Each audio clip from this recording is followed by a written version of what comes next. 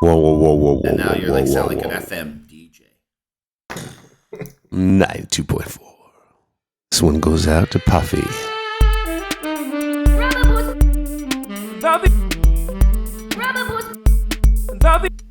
Duthie the Rubber Podcast, Season 8 of the podcast. Brought to you by BetSafe.net. BetSafe.net. Thank you for joining us. We're sure you have no regret. Even we can't believe we're not canceled yet. We're gonna tell some stories. We're gonna have a good time. You know for sure we're gonna have a laugh. This is the podcast. This is the podcast. 100% free. 100%. That's it. This is the podcast. This is the podcast. BetSafe.net. This is the pod.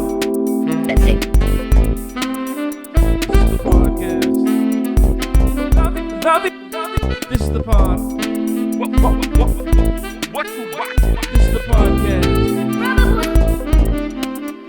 This is the pod. BetSafe.net. Gentlemen, I know that this is only for the people watching on the YouTube, but do I have a certain, my skin have a certain glow to it today? Do you guys notice it all? Or do I still look as You terrible? look a little, like in my particular screen, you look a little foggy. Oh, I don't know. It might just be me. I'm known for dirty screens. Or you are. it could be a Stoff skin and myself condition. look good. Yeah. The reason I ask is just moments ago, I put on Brooksie's new skin cream, which I asked her if I could talk about on the podcast, and she said only if you sample it.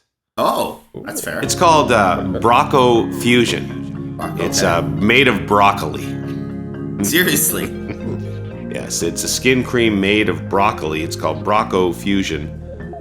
It reduces the appearance of age spots, Nice. protects against drying effects, hides acne and skin blotches, Hey. smooths wrinkles, skin brightening, and fast absorption. Now, I'm really trying to find out, as I questioned Brooksie immediately on this and she says, well, broccoli's good for you. I said, well, broccoli might be good for you, but why? What does it Rub mean it on it's your good for face. your skin? Yeah. Why do I have to rub broccoli on my face? And she said, no, it's good for you. So I'm trying to find out if they have a little like... Is it green? Like, is it a green tint to the But cream? so, can you just make this at home? Square a little. It's just a normal looking I would have cream. thought it would have looked greeny. But can't you just grind up some broccoli at home and rub it on your face? Like, Well, I might start doing that. I might rub it all over my body. Now, how much do See you what think that happens. little tube cost? ooh, let's play a little game. Is it more than the screen cleaner or less than the screen cleaner? Because I'm going to guess The Price it's is Right. probably around Bob, I'm going to go higher. $75 a tube. It just says moisturizing the skin to the I don't read so well anymore. I'm getting older. So the complexion looks revitalized, energizing skin, improving elasticity, but it doesn't say anything about broccoli. It doesn't say, I thought like on the side it would say broccoli, I guess the main the ingredient. vegetable that heals everything, you know? But anyway, Brocco Fusion. I got to ask Brooksie, I'll get more information on why broccoli applied to the skin will help. But it's got cute little broccoli, what do you call those things? What do you call it? There's the stem and then the broccoli bush Broccoli head, flower. Is it head. florets? I think it's a head. Yeah, so Yeah, there you go. No, a head of lettuce. Anyway, I feel great in my Brocco Fusion today. Now, is there any before or after pictures? Of me? No, of the broccoli. people who have used the cream. I'd have to go on to broccofusion.com. But if Jennifer Aniston's Check. using it, I say it working.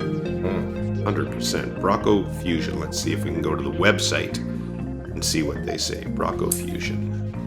There was a little tube for $14.99. Oh wow, that's pretty reasonable. That's not too bad. But now hold on. This one is. It looks like. Oh, this is a smaller version of this, and it's $34.99. That still seems pretty reasonable. That's 50 mils. I got the 150 mil. Okay. Oh, That means if we triple it, yeah. But you're then gonna get that a would little be- bit of a deal because it's more quantity. $34.99 or 4 interest-free payments of $8.75, which is also a good deal. So that would be 35 times 3, $105 for this broccoli to rub on my face. I mean, I could buy bushels of organic broccoli and just, for like $20, even at the Nature's Emporium. Well, that's nice. There's a reality show.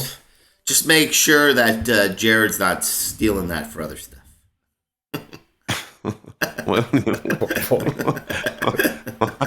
That's expensive. It's not. I don't think it does that. It may not, Jimmy, but Puffy would try. Puffy, do you like every cream available in the house? Definitely. Yeah. As long as it limits friction. It's Puffy's down. It's hair pomade. No, you try with that? No, laundry detergent. No, anything that has a pump or a squeeze. With a pump or a squeeze. Well, now that we have the title for the episode, anything with a pump. Lester's not with us today here on the Welcome to the Rubber Boots podcast, brought to you by our friends at betsafe.net. Lester's on the road. Yes, he's on the road. He's doing a full, almost famous thing this week. He's down in Ohio, I believe. Yeah, it's Ohio. Lester's in Ohio. And is he with Elton Ron or is he with one of his bands? I've seen Elton in the pictures. So yeah. So Lester is en route back to Canada, and we miss him this week. We'll have him back on. Is next week the final episode of the pod, or do we have 2 more episodes of the podcast? Wherever life takes us, I say 2 more. Definitely 1 more since Platinum League finals this week. So. Yes. Right.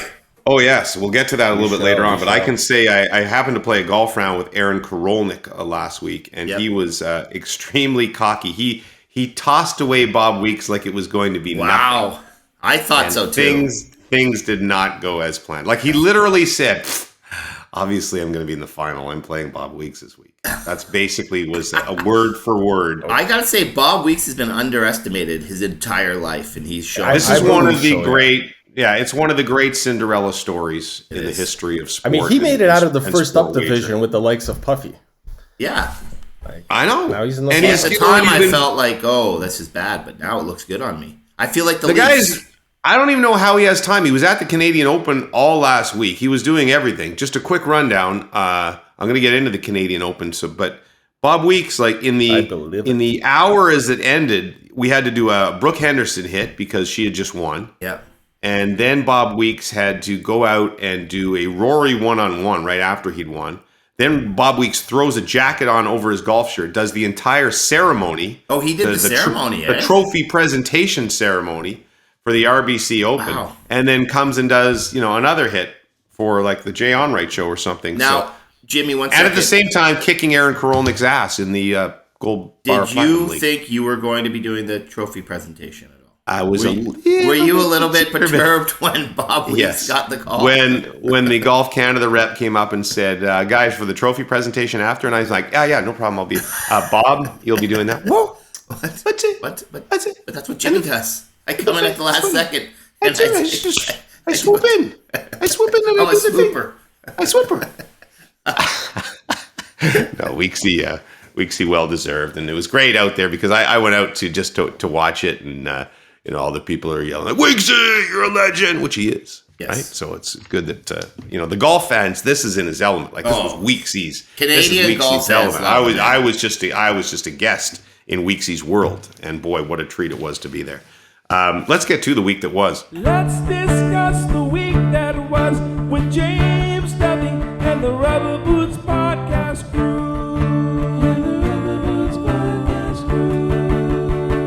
I was going to talk more about the Canadian Open because Brooksie, this is the first time I took her to a golf tournament. Oh, nice. So I took Brooksie on the Saturday to the golf tournament. And what the hell's going on out there? What's going on in somebody's house? It sounded like there was that was probably Austin. I thought Lester was joining us.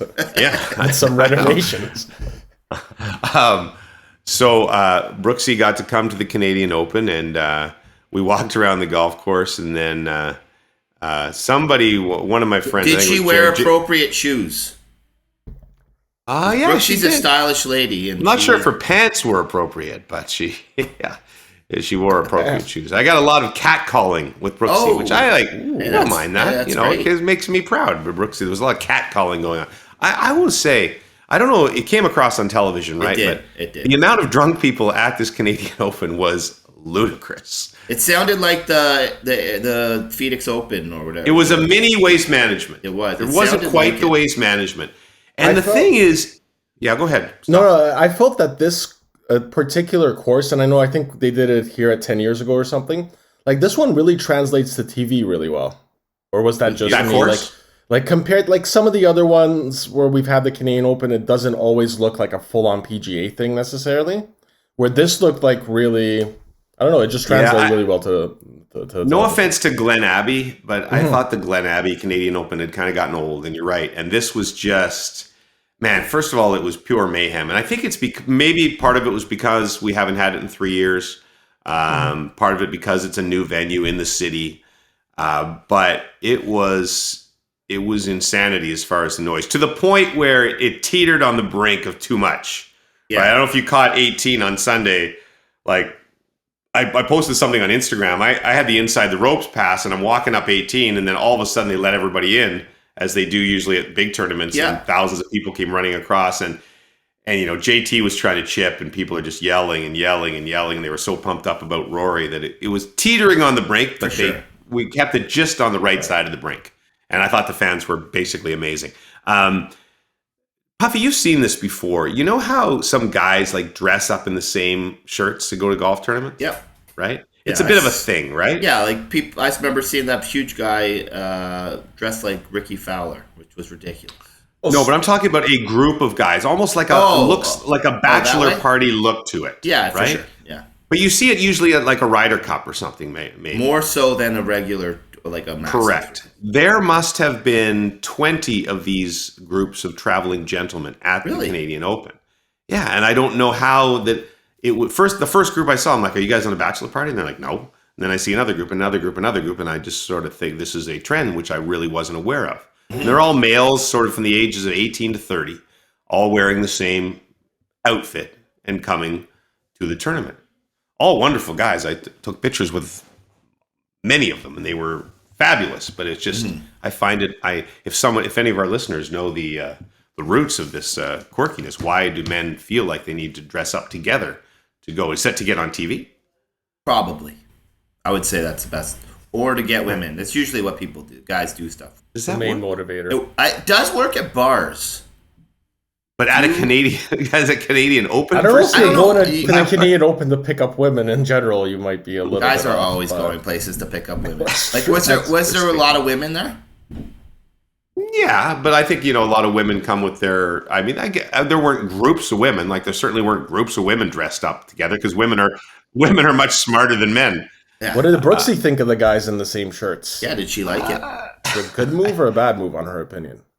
I don't know. She thought they were all nuts, but this was a long-winded fail. In other words, amidst the catcalls, 2 or 3 times it was not Jimmy. It was Brooksie. That's good. That's awesome. And then there were a couple that were like, "Is this Brooksie?" As in, is this a Connor McDavid type situation here? Or that's hey, so hold on. To clarify that's an old clip, right? The Connor? I don't even want to talk. That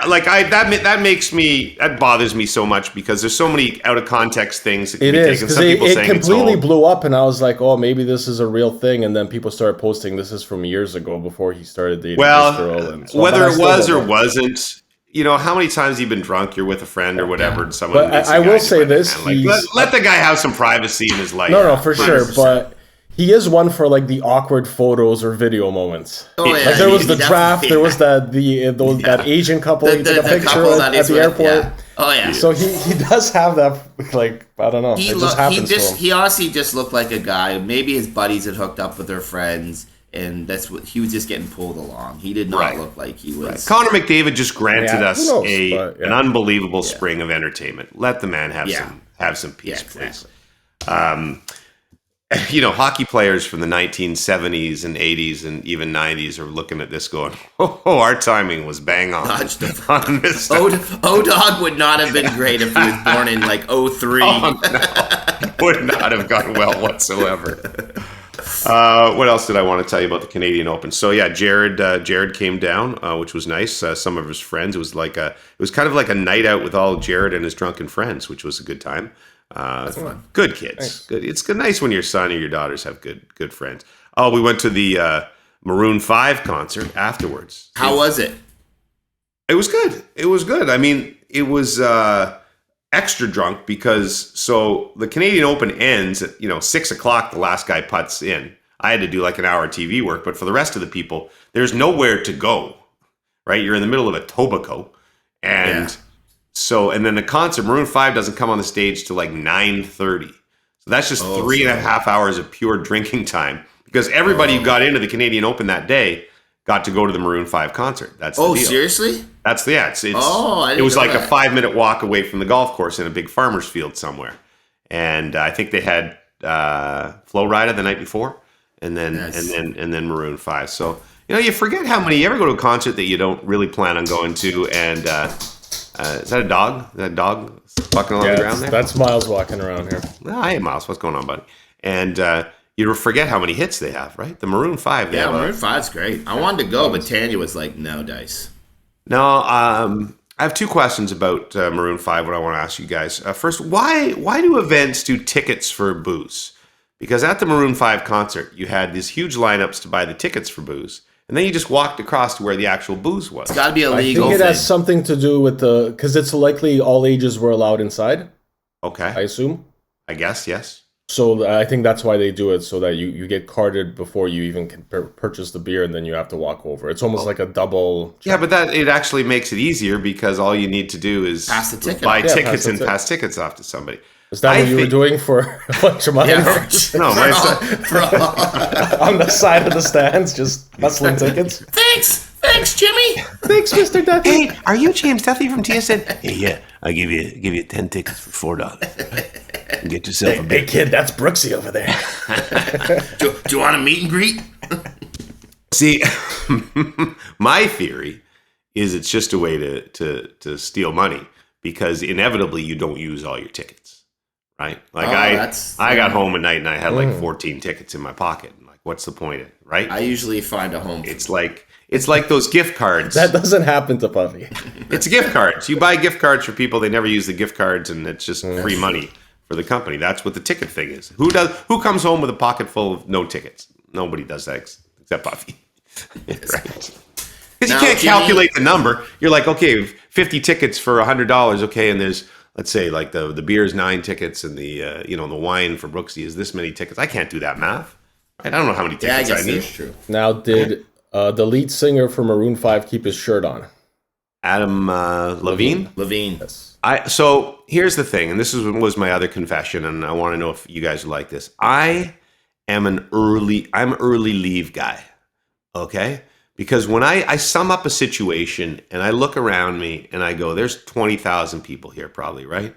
Yeah. And none of them have access to their cars right here because everyone's parked otherwhere. And so everyone's going to And they'd be smashing into each other as they're all Bumper hammered. cars. right. And everyone's going to need to get an Uber to get to their cars. And I'm too rational. And no matter how much fun I'm having, I'm too rational to wait to the end.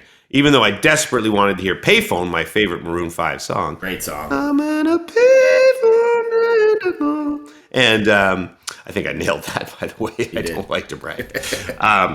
And so I'm early leave guy. So right around, I'm calculating in my mind, it's a corporate concert. Maroon 5 is probably going to play for like an hour and 20. Sort of like about 55 minutes, even without Payphone.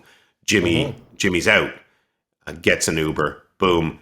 Circles back around, concert ends, Jared and his friends run out, jump in Jimmy's car, boom, gone, right? Oh, that's pretty solid of you. Perfect pickup. It's the perfect pickup, like the Seinfeld episode. It was the perfect pickup. I timed this out so we would pull up at the terminal exactly 17 minutes after their flight is supposed to land. That gives them just enough time to get off the plane, pick up their bags, and be walking out of the terminal as we roll up. I tell you, it's a thing of beauty. I cannot express to you the feeling I get from a perfect pickup. So I don't know. I don't know if they played Payphone. I don't know if Adam Levine took off his shirt because early leave guy was gone. Early leave guy was gone. That's fair. Yeah. What else is going on? How are you guys doing? Well, one thing about the Canadian Open, your picture with Tiger Woods was sensational. That guy was like, amazing. I had to do the blow up to like Make sure it was not the Tiger. The greatest thing about this, did you see this picture, Stuff? I did. I was going to ask, did he remember you from the urinal all those years ago? I'm going to find this photo for anyone who doesn't follow me on Instagram or Twitter or wherever I posted it, and show them. So this guy shows up at the Canadian Open, and he's got a red Nike shirt on, and he's made an Augusta green jacket, and he's got a Nike hat, and he's just walking around the Canadian Open. Let's see if I can do this for the folks at home. There he is. And he's getting like tons of attention. But the great part is like people are so drunk. Yeah, that's better. I focused in on him instead of me. That numerous people are saying, "Is that really Tiger Woods? Is that Tiger Woods? Is that Tiger Woods?" He looked like him more than I think I've seen anyone look like Tiger, though. Truth, but Tiger would not be walking around the Canadian Tiger Open. Woods In a green jacket. is going to show up at the jacket. Canadian Open, no, when he's not playing. Tiger Woods is going to bring his Augusta jacket, wear his Nike shirt and his Nike hat, and walk around taking selfies with people with a beer. It would be the greatest thing to ever happen to golf. It'd be so good. But this guy was having a time. He was having a time. Of course. And I full kudos to whoever you are, he buddy, should. for the full He definitely Tiger didn't Woods leave you're alone. pulling off. Yeah. Anyway, fantastic There's time. a waitress out there somewhere. Right. Amazing tournament. Congrats to my friend Lawrence Applebaum with Golf Canada and everybody at St. George's who put on an awesome event. And good to see our pal Graham Dillette again, Puffy. How is he? GD, he's good. He was good. He got to meet Brooksie too, and Nice. my kids. Oh, I wanted to say quickly, and I tweeted about this, but best part for me by far, I got to meet Dayton and Hayden, who were the two young Ontario golfers who survived that horrific van crash in Texas back in March, which was, I can still remember literally like the second I heard about it on CNN or CP24 or wherever it was. And they said that there'd been this horrific crash with a golf team from Southwest University, and that there were two Canadians on the team, and that 9 people had died in the crash, and that there were 2 survivors. And I remember thinking in my head, like, not that, look, you want everybody to survive, and it's not like you prefer Canadians over Americans or whatever, but I'm just like, because they're Canadians, I'm saying, oh, let's hope at least one of them survived. And the fact that it was the 2 Canadians who survived, and I talked to them about everything. I didn't want to get into too much detail. I'm sure they're tired of reliving it, but just the nicest kids, the nicest kids who Lawrence invited them to the Canadian Open, and Dayton actually suffered burns to 44% of his body.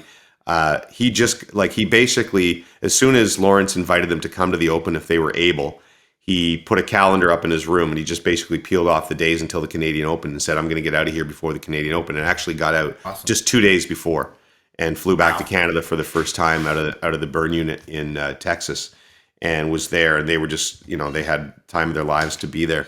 But they were just sitting on a row together, and just whatever, that miracle of chances that's the one row that, in the accident that they're able to escape or whatever it was. Dayton's got a long road ahead of him. He's still wrapped in bandages from the burns, but he's hoping to play golf again. And Hayden's already playing again. He had severe head trauma, but he's doing pretty well. So really nice kids, and just an unbelievable story. So those boys made my day, made Graham's day, and it was really cool to see him there at the event. That's all I got, Stoff. This podcast now belongs to you. Don't blow it. All right. Well, we go from one golf event to another as Rubber Boots react. Oh, here we go. I am fired up. I am so fired up. Kate Burness. It's Pea Soup Jim all over again. That's right. Alrighty, so we did have the launch of the Live Tour on Thursday as well. Ran Thursday to Saturday. I watched. I watched probably half of it. I watched the entire thing on the Thursday. I watched a bit on Friday, watched most of the ending on Saturday. My takeaways were I'm not blinded by my allegiance to the PGA, were simply that I think the format is a good idea. I anticipated they would do a lot more in terms of just innovative things. I thought the broadcast would have probably a couple more surprises and stuff like that. I think they could have featured the team thing a little more prominently, and I think the team thing is pretty decent, but it needs work. Having consistent teams would probably help.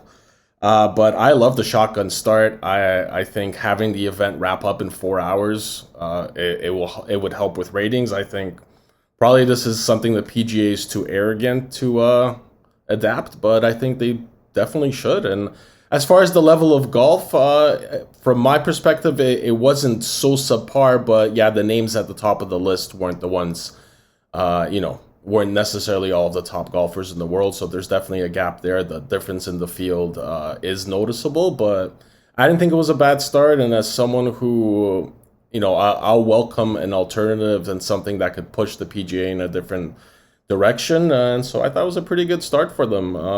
As far as, I think with how well the Canadian Open went, that was a huge thing for the PGA this weekend, but at the end of the day, like in these US Open press conferences, all anyone's asking these guys about is live golf. So I would say it was still a somewhat successful weekend for them because it's still at the top of people's minds, even though it wasn't the premier event. Yeah, if you go by just if you were one of those believers that marketing is about how much your stuff is being talked about, then you're Jimmy. A lot of marketing, like a lot of marketing geniuses, will tell you that's exactly the name of. No, that's what I mean. That's right. what. So. I'm not being condescending. I mean, that's true. You're trying to be. No, I'm not. I love Greg Norman. I think that the stuff he did with the writer, Alan Ship, was awful. Amazing. When he's pretending he didn't know what was happening, and then he's standing there like looking at it. Oh, he's so good. He got like this bit of an evil part of him that right. So a short story for anyone who hasn't seen it. Basically, a reporter said he was kicked out of the press conference for pressing one of the players regarding Liv's Saudi ties and stuff. He was escorted out. And he's the reporter who sandbagged Phil Mickelson.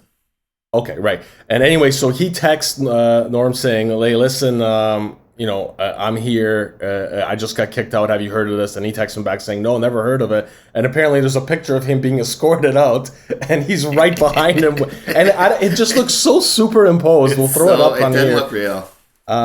It was just pretty hilarious. But is that a bit alarming? Probably, yeah. It is some sort of media control. Although I will say, I watched a lot of the pressers heading into that, and understandably, those were the main questions asked. But after 3 days of these golfers, and these golfers are not going to come up with intelligent answers as to why, they're going there, even though it's morally questionable. And the guys on the PGA Tour wouldn't be able to defend the PGA successfully if you brought up its past either. So it did get kind of tiring near the end. And it's like, these guys aren't going to give you anything. They're not going to say anything meaningful. But at the same time, there's got to be freedom of press. So yeah. When it comes to that part of it, I just wish, and I give actually Phil credit because he actually answered this, even though he dodged basically every other question. But it's the BS. It's all these players going up and talking about how they're doing it for the good of golf, to grow the game. The grow the game thing is the biggest load of crap ever. And I know you guys can say it's good for the game. I don't know. I don't know about that, man. I think this is a bigger step to grow the game than anything the PGA's taken in a very long time. It's not growing the game, though. Growing the game, I'm not criticizing the Live Tour for doing this, for being competition, all that stuff. But if you're a golf fan, you're not benefited by there's no sport that's benefited by a divided field. So if you're watching a tournament, you're not getting to watch the best. No, but you're getting to watch 3/4 of the best. Thing, though. You need not competition sometimes to drive It's not always a good thing. It isn't. For the fan, it's not. I'm not saying for the fan, competition is not always a good thing. For the current fan, but if you're talking about growing the game, you're talking about exposing it to a whole bunch of new people and a whole bunch of new fans that would be otherwise drawn to it. Who says you're going to expose it to a whole bunch of new people? Golf fans are golf fans. Who says you want, though? YouTube. So you think golf's just maxed out? Whoever watches it now watches it, and to an extent, because as you just said, Stoff, I dug some of the stuff they did. I kind of like the sideboard that was like F1. That was kind of cool. I wish they would have their full names on there. Yeah, that was hard because you could, especially when some of the names you don't know. Yes, yeah. But and the shotgun start, would not like for every tournament. Like John Rahm just completely ripped it to shreds yesterday. That you need, but once in a while, I think you're right. Like it is good. I think to have for the regular stops, it'll be interesting. The majors, I think I you're would right. probably leave as B, but maybe even not just the majors. I would do it like a person field. Yeah, you couldn't do it, but I would do it like a handful of times a year. Like once you made the cut or something. I think about it. If you have a couple tournaments on the West Coast that you can truncate into 4 hours and run them in prime time on the East Coast, for example, live. Yeah, I'm with you. And you come on the air win on a Thursday, Friday. And you come on the air and everybody's golfing right away, and so you can go 8 million places. Although CBS has a lot of trouble covering more than about 3 guys, so I don't know how they do with about 50 guys at once. So, like I said, like some of the innovations were good. I don't think the team thing really worked. Maybe it has time to work itself out. I don't think anybody really understood. It's too all-star feeling, I think. Yeah, it's the way they dropped it. I liked it. It's too goofy and amateur hour, but I don't like the fact that the players. You can think it grows the game, but just come up and say, "I went because they gave me a big ass freaking check." Just say that. And Phil was the only one who said, "Well, the financial compensation." What if they went for the check and something else, though? Why are you working so hard to I think a lot of them went for lifestyle. You only play 15 weeks a year. Here, we'll play the Bryson DeChambeau clip right here. It was a business decision first and foremost, and that's all there was to it. It's given me a lot more opportunity outside of the game of golf and giving me more time with my family and my future family. So for me, that was the decision.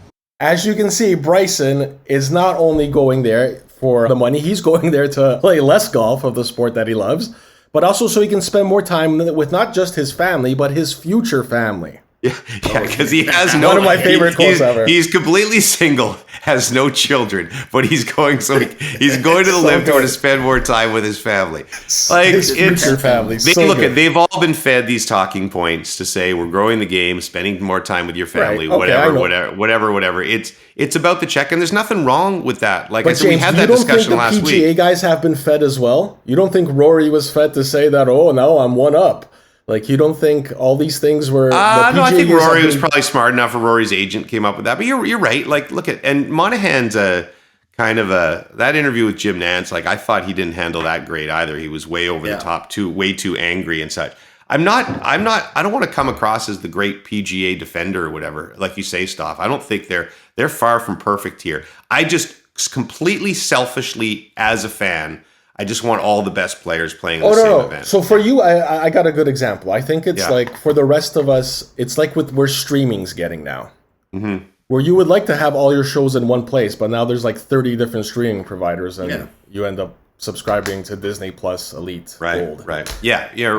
The other thing is, guys, Jimmy, hold on. You said say the top 48 players in the world all were in this LIV tournament playing in these every week. How awesome would that be? Probably eventually, then I'd have to get on board for sure. But I'm like I said, I'm a little purist too. I like the history of events and stuff. I like when they go to Colonial or Torrey Pines or whatever that is. Say they played all those courses. Yeah. No, eventually you're right. I'd have to get on board. No, you're 100% right, Puffy. And that, who knows, that may happen. I suppose this thing might go that way. It's just, I don't know. I don't like it.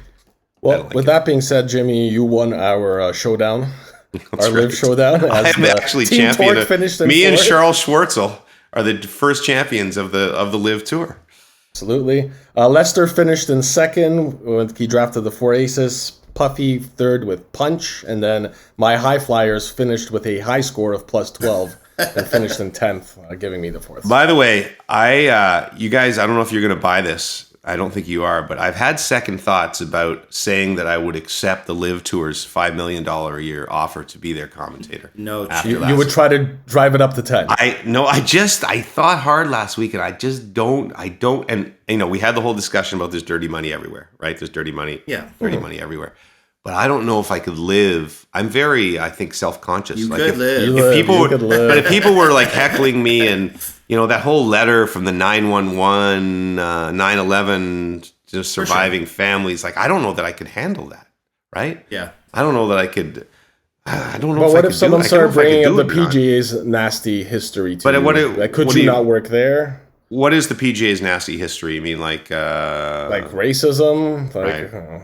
70s. I don't know if the PGA has a direct like racism history. I'm sure golf in general. I think has one essentially. I think the PGA didn't allow black players for longest time. I know my favorite player, my favorite golfer growing up was Calvin Peete, who was one of the only black players on tour, and so that was like, you know, I love Cal Peete, who hit the ball about 215 yards, but like never missed a fairway. He was my god. But yeah, it's anyway, it's a fascinating situation, and certainly like the threat is 100% real for the tour. Oh, yeah. And like we talked about last week. That's why Monahan's so mad. Yeah, I think the majors are going to really. Well, I think the PGA really is very defensive because, and that just says they see this as a threat. I don't know if it's an immediate threat, but I guess if a lot more guys start going for the there's going to be more guys that go. People are talking about Schauffele going. You know, Koepka was kind of. If you saw his news conference this week at the U.S. Open, he was like, "What do you think? Why haven't you gone to the Live? Or why do you play on the PGA Tour instead?" And he's like, "Well, that's my only real option right now. This other thing's only been around for a week."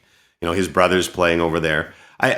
It's going to be really interesting to see. You know, the first wave went, and I actually think that in some ways, this first wave of guys, whether I agree with them or not, they're kind of braver, right? Than the other guys that are just kind of sitting here waiting. Think the guys, right, waiting in the water basically to see what happens. And, testing like. But now they're seeing also that some of these guys were denying that they're going to go. Mm-hmm. And then went anyway, and I think you're just going to see probably a lot more of that, where guys right now are like, no, and then if the money's right for them, they might jump ship. But I also think there's going to be some guys that stay faithful to the PGA no matter what.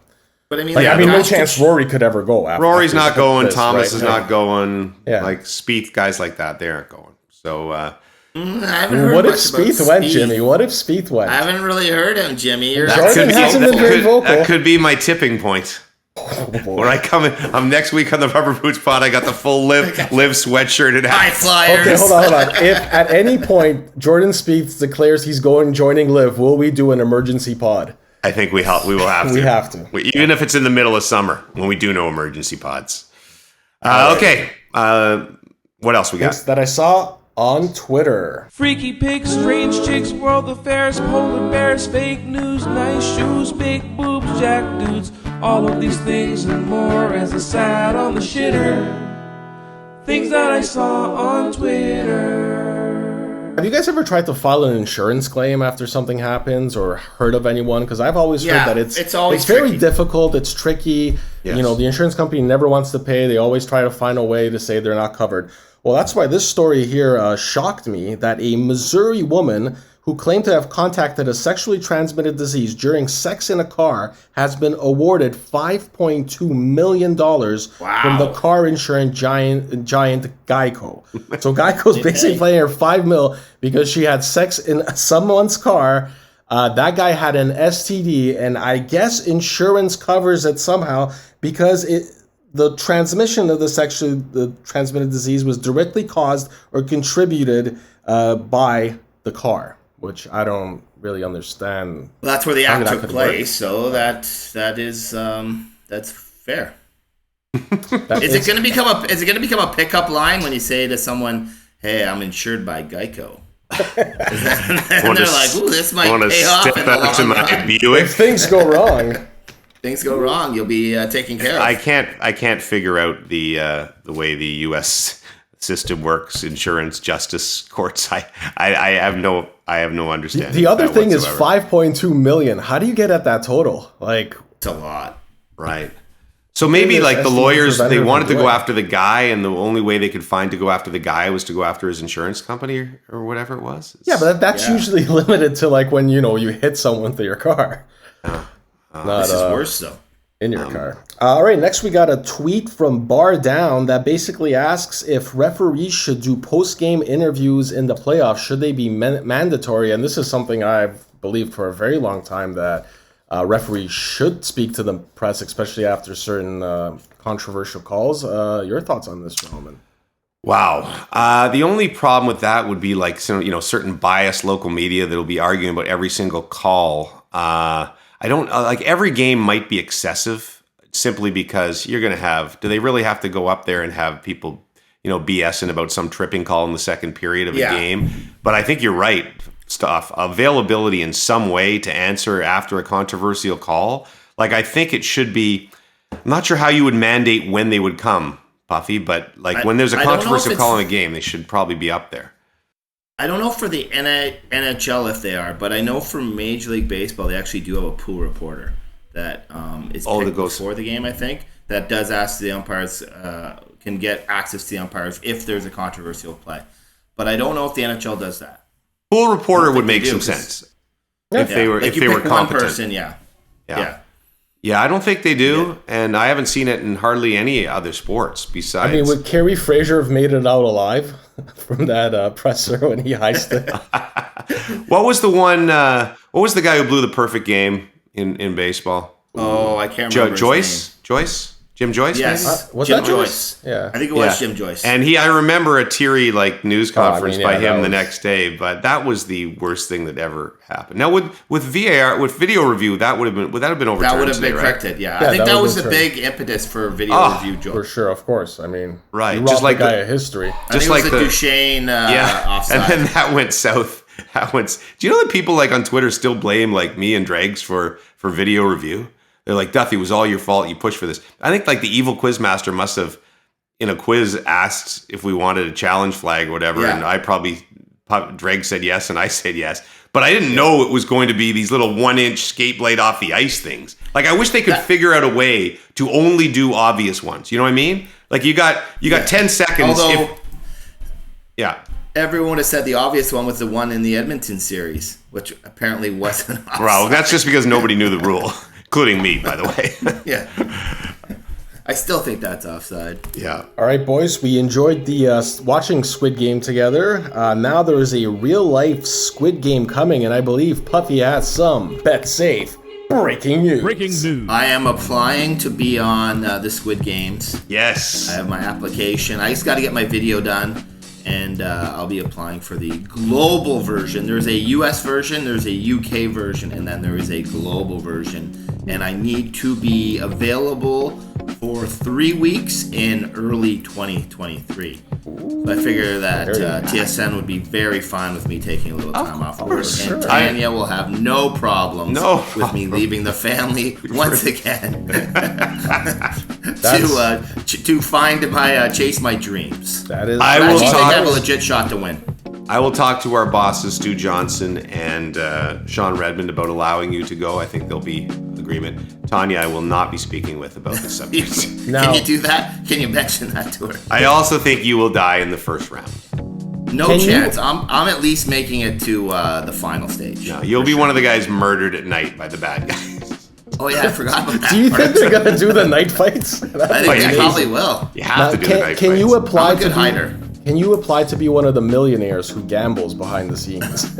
I would play that role better, but I don't think I'm allowed. Creepy guy with a lion mask or whatever that be. Yeah.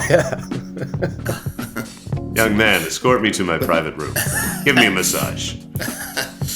Alrighty, quick congratulations to Australia and Costa Rica. They are heading to the World Cup. I've already done my research. I've done my research on the Costa Rican team and the Australian team. Very nice. I've had to throw out all my research on Peru, New Zealand, unfortunately, because I did weeks on the Peruvians. Weeks.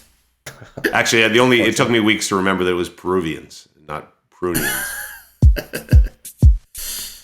That's beautiful. Time for listener mail. Listener mail. Thank you for listening. Alrighty, so we had some reaction to the engagement video that you mentioned, Jimmy. Right. So some people started in the chat, this was in the premiere last week, started saying that you kind of oversold the guy running out there and grabbing the thing. Apparently he stopped them from doing it and escorted them off the stage, and they continued their I did not oversell that. Do you guys think I oversold that? I never actually saw it, so. Yeah, I've never seen it either. Okay. You mean after the podcast, you guys never went back and checked? Such is your dedication? Okay, well, here we have Chewie Louie. He will be the deciding voice on this. He wrote, I saw the video, and it looked to me like they were on a stage of some sorts, and the employee moved them to the bottom of the stairs. They finished the proposal at the bottom of the stairs. Chewie Louie, voice of reason. That's our guy.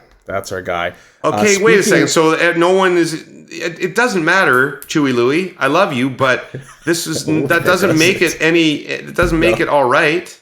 If Chewie says it, it's truth. Yep, Chewie's the final word. Hold on. I know Puffy's got to go, but I want everyone to see this damn video. Like, I want you two to see this damn video. Great. Now I can't find it. Just send it to us. We'll touch on it on the next week's episode. Yeah, fine. For sure. Fine. Yeah. All right. Season 11. All right. Is there anything else that involves Puffy? Because Puffy has to leave and pick up Tanya. Well, it all involves Puffy. People love hearing what Puffy has to say about this stuff.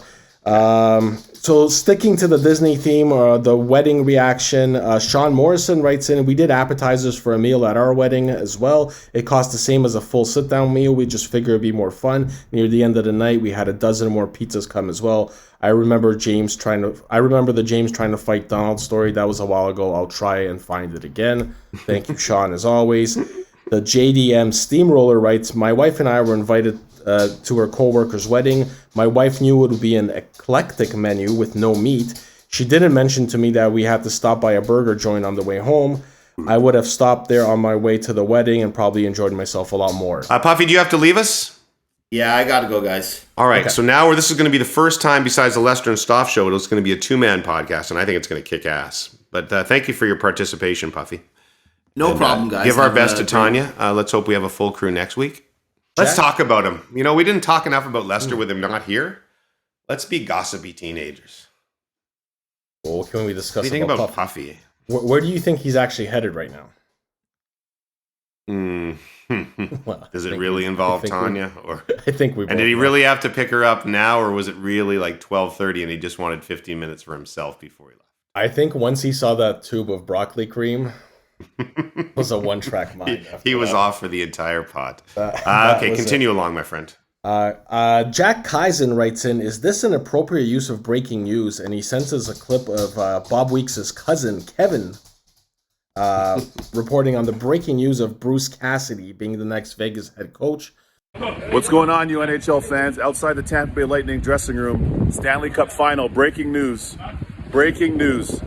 Vegas Golden Knights are hiring Bruce Cassidy as their new head coach. I repeat, Vegas Golden Knights are hiring Bruce Cassidy as their head coach. So to that, I will say, yes, it is a proper use of breaking news. Kevin Weeks is a very funny guy. And so he's sort of, I don't know when this started. I think he was like somewhere at a restaurant or something, and he had to do his like breaking news from there. So it became a thing where now whenever the news comes out, he tries to do it from some. Is your dog trapped? Like, is this like he seems like it feels like what's the Jodie Foster movie?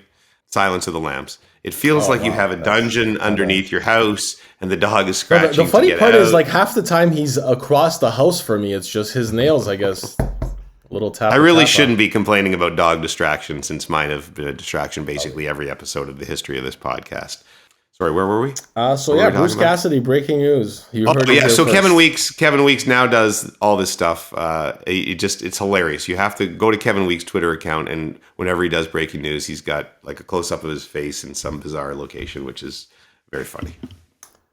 Blake Lynch sent you in a couple pictures of Daisy Duck, saying it isn't really shocking hearing James Duthie likes Daisy Duck. A little cloaca action, eh, Jimmy? So hot. That's a sweet. I'm not wrong too. I looked at those pics, and she looks amazing. Speaking of amazing, our friend Brian Hayden, who lives up here in Bradford, writes in, weird or not? And keep that in mind as he asks, my wife thinks it's weird that I bring my phone into the shower and watch/listen to your podcast. I'm actually weirded out that she thinks that it's weird. I mean, what does she think I'm doing in there? So, weird or not, and then what do you think he's doing in there? Hayden's his name? Brian Hayden. Hayden's the last name. Brian. So, in the middle of, say, things that I saw on Twitter, Brian's got the soap. Lathering. Extensively. Like what area? I mean, that might creep into the weird category. I mean, I don't know if it's creepy. I mean, I appreciate all our listeners listening wherever they are, whatever they're doing. But it's a little like I find myself picturing Brian now, which I don't even know what he looks like, but you know what I mean? When you hear a story like that, automatically like, your mind visualizes it. And is it okay to bring the phone? Like, does he have the phone just outside the shower? Because if you he says watching, so I'm sure he has some sort of vantage point where he can. Maybe he's got like. How do you protect your phone from getting all soapy and all the other stuff? Brian's just gonna have to write in and basically take a photo of his setup. I think that's the only way we'll get any clarity. Have we ever heard from anyone who listened or watched the pod while they were? As they used to say, making the love. The whoopee. Think so. Not yet. Remember like Sean Morrison can go back and find out. Remember on the Newlywed Game where they always called it making whoopee? Where did that even come from? Our parents were weird. I think that's an offensive term now. Whoopee. By the way, my mom is visiting this week. Shout out to Sheila, who's down. My son Jared graduates tonight. So we're going down to Guelph for the graduation. Somehow I have to make it back for the end of the hockey game, which will be interesting. But my mom, Sheila Duthie, down visiting us at the house this week, having a good time. She was watching Stranger Things with me the other night. She'd never watched the Stranger Things before. She was confused and disturbed by the entire thing. Yeah, Stranger Things. I've heard this season's a little spooky, like spooky. A little scary. It's a little spookier, a little kind of like more like a horror movie. It's more like as the kids have grown up in the show, I think they expect the audience to do that as well. Perhaps they'll have moms who, just like they'll talk constantly during the show and ask you questions, even though they have no idea what's going on. So Sheila, who I love dearly, is like every 2 minutes during the Stranger Things, she's like, "So that boy, what's that boy, and why does that boy look like a zombie?" And the kids. So what do the kids do? Why are they out in the woods like that? Why would they be doing that? And I'm like, Mom, it's going to be hard for you to explain the first 3 seasons of Stranger Things to you here in the next 5 minutes. So maybe just we can chat after the show, and I'll try to explain the thing. But why is that guy in Russia? What does he have to do with it? Love my mom. I love her dearly. Taking it just all maybe not during Stranger Things. Fair enough. Taryn sends us in an a-hole or a-okay. And they asked, my boyfriend has an old phone from before we met. I told him once he gets the working. What? I think what they mean is Is this a bot?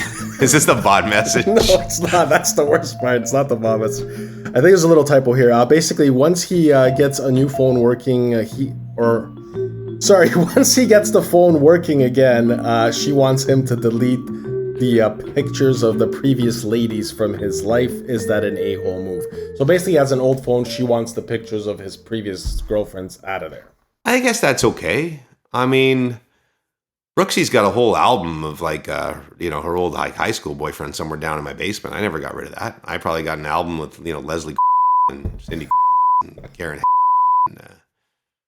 and Karen. Dueling albums. I only do it to make you work, buddy. I only do it to make you work. I just picture you going through that album, just getting all jacked up for a workout. Either album, I guess. Yeah, that's true. Either album. The one of her old boyfriends. Tom, you bastard. Mike, I'm gonna pump myself up like you. Sure, you had a beard at 17, and I still can't grow one.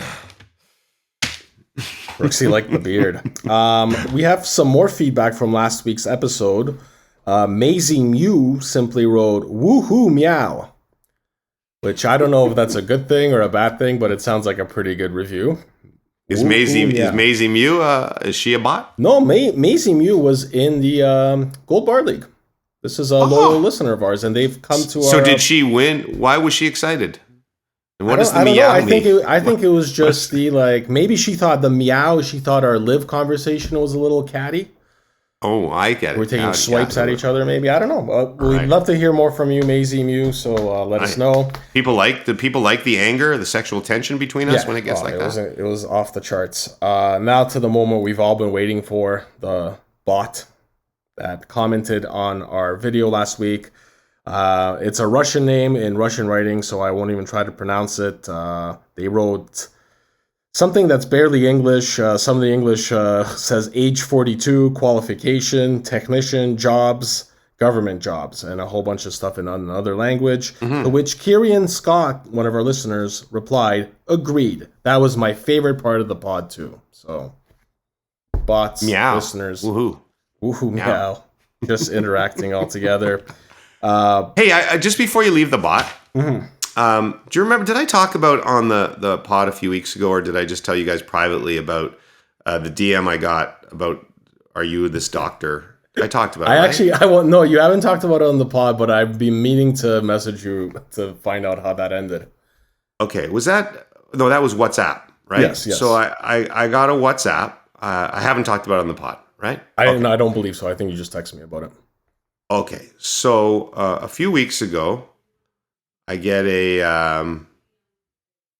WhatsApp, and it says, "Is this Dr. Louie Acosta or something like this?" So, I told you guys, I said, I think this is a bot, right? Who's trying to trap me into something, but I'm going to play along with it just for the fun, just for the podcast, right? Right. And so I said, I'm afraid if I was your doctor, you'd sue me for malpractice within 10 minutes. Like I was just cracking jokes. And they're like, oh, I'm sorry. I guess I reached the wrong number. My friend gave me the wrong number. I'm like, okay, interesting. Like that's not a bad bottish sentence. So I'm like, so you're doubling where? I'm like, where's the 407 area code you're contacting me from? And they said, Florida. And you? And I said, Toronto. And they said, are you in Canada? That's nice. Said, yes, it is. And then they said, I've been to Toronto and Montreal. It's very beautiful there. So it still sounds a little bottish, but, having an actual conversation. Then I said, well, where are you? I'm in Orlando. Have you been to the U.S.? And like, yes, many, many times. Have you been to Orlando? Yes, I have been. I'm from Texas in the United States. That was again weird. Texas, Europe? No, again. So then how old are you? You seem young in your profile picture. Butter and Jimmy up. I started to I avoided stuff like that. But then I concluded by the end of this was a real person. Right? And because while I was doing this, I was Googling the doctor that she was looking for, who happened to be a dentist in Orlando, where she was from. So this was a real person. And so then anyway, we had a bit of a conversation once I realized it. And she was like part Russian, part Spanish, which explained the English wasn't so good. Okay. Right? So it seemed like a very nice person. And so I let it go. And then a couple days later, she wrote me back and said, how are you, friend? And I said, I'm good. How you doing? And then she sent me a picture of her cooking dinner. Like nothing of her, just the actual dinner. Okay. She said, my secretary is over tonight cooking dinner for me. Oh, interesting. But anyway, I let it go, right? But now I kind of miss her. And in conclusion, this was a real person. Well, I think it was. And she hasn't written back in a while. And I feel like we broke up. Do you think that in a couple of days you're going to get a message saying, my secretary's been stabbed. My enemies, please send money quick. I don't know, but I don't want to mention she's her introduced name you on to here. Secretary, I think. And I'm not doing anything surreptitious. I told Brooksie about it. I said, I'm just fascinated by this to find out if it's like a little social experiment that I'm doing.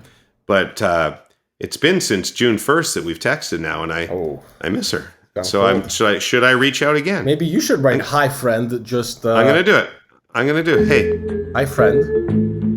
Hey. No, I know her name. Should I put her name down? Hey, blank. Long time. No speak. How are you doing? How are you doing? Just something friendly. That was dinner with the secretary. Well, only Lord knows where that can lead. Brandon Burke still concerned about your squirrel situation. He says you should check the electrical wires where they were living. Sometimes they chew and start fires by exposing a bare wire. Not 100% they will, but could be worth having a look. Love the pod. Have been concerned about that, and thank you for your concern, buddy. I appreciate it. Eventually, we will. Or my house will burn down. We'll learn one way or the other. This is a good one from Sean Morrison, who obviously is infamous now from going back in time and listening to our podcast again. The King. He was listening to Season 2, Episode 20, and he asks, do we get a final story about the white rug that got chucked into the backyard? Now, you remember, I believe it was wine you spilt on the rug, and as Brooksie came home, you panicked and threw it outside and buried it underneath the snow. Right. What happened when the snow melted? That's a great question, and I probably can't remember. I believe that in the spring, when I was doing my yard clean and my massive pick poop up, that I did find the carpet, rolled it up, disposed of it in the garbage without Brooksie knowing, much the same way you would do a dead body. Very nice. Right? Love hearing that. Love that comparison. We have something from Roger K here, but regarding Squid Game, so we'll save that for next week. We'll get Puffy's reaction to it, since he's obviously going to. When we get to when we find out if Puffy is if he's been casted. If he's been casted, should we all apply as well, just to see who the most appealing? Well, what now? Is? Now, what if, like, let's say me, you, and Lester made it, and they cut Puffy out? Well, I think I probably told this story. We can ask Sean in season one of the first seasons if Mark Ward appeared on the pod, that Mark Ward and I applied to be on the game show The New Chain Reaction in college because we'd watch it after school every day. And at the time there were pairs of, it was 2 versus 2. And then they changed the format of The New Chain Reaction to 1 versus 1. And I was chosen and Mark Ward was not, which led to some friction in our relationship until we patched it up. And by friction, I mean there was no friction. But yeah, so maybe I'd get picked, or you'd get picked, or Lester would get picked, and Puffy would not get picked, and that would ruin everything on the podcast. That'd be awful. That'd be kind of a good storyline for season 10, though, or whatever. Possibly. Our last piece of mail is from Jadam, and it simply says, "Gotta get Lester his money," which leads us to the platinum. First there was gold, it was successful, but now we go to another level. It's so much better, and you will see the Platinum League, the Platinum League, the Platinum League. All right, so Jadam saying he's got to get Lester his money, and Lester's going to get his money because it is officially an all-Lester final. Bob Weeks, the Angel of Death, will be taking on Jadam. So Lester has won our little all pool. Lester final? Yeah, Lester. So what do we chuck in for that? I think $7 each, or let's make it that officially. Yeah, I'm not paying. Well, see, the thing is, in order to collect, you have to be here on the podcast. Yeah, when you actually win, you have to be there. It's no different than those raffle prizes when they say you have to be in attendance to win, and if you don't show up, they draw the next name. Should we redraw between me and you? Yes. Redraw. Well, Puffy's not here, so now it's just you or me for the winner of the Platinum League Talent Division. I have it here. Stop! Jeez, that's not right. $250. The hell was I thinking? That didn't work out well. I want your little Kinder surprises, and I want you to see the little names in the things. We'll do it officially next week. But just to be clear, Lester is disqualified. Yeah, Lester cannot win. It's and now Puffy down to is you disqualified. Right. Okay, so how about you pick either Bob Weeks or Jadam, and I'll take the other guy for this week, and whoever wins it all. I'm going with the Angel of Death. He took me out. Good. I want Jadam. Can't beat him. Join him. I like Jadam. So Bob Weeks beat Korolnik 4-2 this week. Jadam beat some guy from Coburg 4-3. So both of them came down to the Monday night NBA game. Very exciting time. So again, Bob Weeks, Angel of Death versus Jadam. We'll see who can win here. Meanwhile, Andrew Arsenault took the time this weekend to break out his runners-up prize from last year, which was a couple of golf balls. And he writes to us, Duthie, this was better than a couple. I didn't send him 2 individual golf balls. Okay, sorry, there was a couple packets of golf balls, and they were high-quality golf balls. Right. They weren't from the driving range at all. They were tailor-made, the best golf balls alive. Best there is. James Duthie, this means guaranteed birdies, right? And then he wrote, update, I lost 3 of the balls in a 2-man best ball. We finished with 84, so not horrible. Oh. Now that could also Andrew was getting me driver advice, and he ended up getting a wonderful TaylorMade driver. So his game's going to start coming around. It's going to come around for sure. And we also, like last week, I was kind of teasing you about you not knowing who was on your actual team that you drafted. And Matthew DeRitter made a great point. He just simply wrote, you could have told James he lost all of his team after the first round. It's true. Very true. Matthew, a lot wiser than I am. But yeah, now it's down to you and me, buddy. We'll see whoever wins this. Even if I lost all my guys in the first round, somehow I'm in the finale for the 200 bills. It is the beauty of the Platinum League. There's no other thing like it in the world. There isn't. So, good luck to both those guys. Yeah, best of luck. This will be a big champion. And well, wait a second now. Do we now conclude already that how do you say the name? That Jaden's going to get the driver. And it's Jason, I believe is his full name. Well, so yeah, like it's kind of disappointing this week because I do figure Bob will, do the classy thing and kind of step aside the prize regardless of who wins. Whereas I think if Korolnik would have won that semifinal, we'd be in a legal dispute for the next 3 years. Which there'd be a lot of controversy, and then some insurance company would award Korolnik $5 million for getting an STD from listening to the podcast. Hey, don't put ideas in people's heads, buddy. It was season 7, episode 4. That's where I got the gonorrhea. I wanted to do a quick shout out to a colleague of ours. This is Evan Dalbregen, who works at TSN and has been at TSN for a while, and he wrote this really cool book called Inexact Science: The 6 Most Compelling Draft Years in NHL History, and which is really cool. So he's basically taken the coolest drafts, 71, 79, 84, 89, 91, told all the stories about how these drafts changed the game. It's his first book. Okay. He's a good dude. You can pick it up. You can order it, Inexact Science, especially with the draft coming up. I wanted to give a shout out to my man, Evan. Awesome. Get that. Yeah, it's very cool. Very cool. Is that it, basically? Are we done for the little 2-man? That is it, yeah. Lester and Jimmy show. No, wait a second. Jimmy and Stoff show.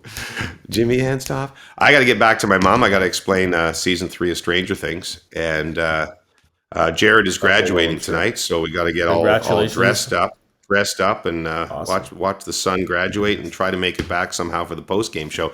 If I appear like I didn't know what went on in the game tonight, hopefully people won't see this till long since they've forgotten my performance on SportsCenter. So it could be a case where I haven't seen the game, and so I sit down and say, Jamie McLennan, Darren Drager, what a night, your thoughts. That might be the extent of the postgame. Thanks for listening to the Rubber Boots Pod. Only a couple of episodes left. Thanks for everybody again who participated in the Gold Bar League. Prizes to come. Big plans for the Gold Bar League next year. Details to come later. Expanded field. The new Live Gold Bar League. Right. Imagine if Live came in and wanted to do a Gold Bar League. With actual gold bars? Right. But it wasn't us. It was like, somebody else. Like Korolnik and Bob Weeks doing it. They bought the rights to the podcast and kicked us off. And what if they got like Sean Morrison jumped to the Live Gold Bar League and he did all their pod work. Listeners started jumping one by one. Snake Bites Pete. They plucked all our good guys one by one. Ho, because of his allegiance to Puffy, he hung out for a couple of extra weeks, but then he had to go like Patrick Reed. Yeah, he's one of the ones that denies it all the way until he jumps. Damn them all. Ricky Schmidt, I know you'd stay. Ricky Schmidt would stay. Ricky Schmidt gave us no matter how big the money was. Wonderfully glowing review online for our podcast as well. So thank you, Ricky. She didn't say just one word, awful. no, just awful. No, it was an improvement from that. So yes, please give us some positive reviews online. We always enjoy those. I think we might have to do a breakout pod, you and me, Stoff. I think these other guys were a little bit of excess weight. It feels holding us back. Feels like it really picked up. We'll see you next week. or the week after, whenever we get around to it on the Rubber Boots podcast. Oh, the puppy dog. Oh, the puppy dog. Oh, who's that? Oh, the puppy dog. Our listeners' favorite moment of the podcast. Hey, how are you? I got a question that I really want to ask you. Wait, don't hang up. I need to know, so I'm gonna try and push my luck. Are you wearing your rubber boots tonight? Are they purple, yellow, green, blue, black, or white? Are you wearing your rubber boots tonight? And do you like the dunk tank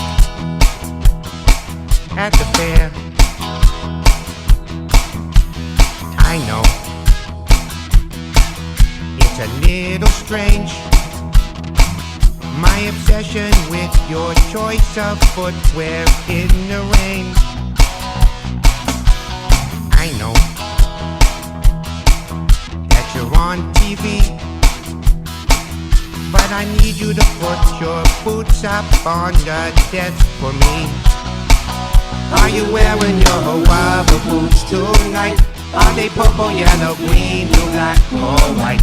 Are you wearing your rubber boots tonight? And do you like the dunk tank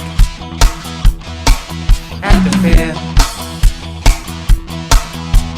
This is the part they call the bridge. A bridge has water under it. With rubber boots you can wade in the water. Just don't fall in. Are you wearing your rubber boots tonight? Are they purple, yellow, green, blue, black, or white?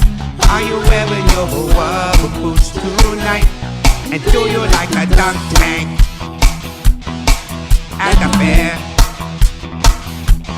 Do you like the dunk tank? At the fair. The dunk tank, the dunk tank. At the fair.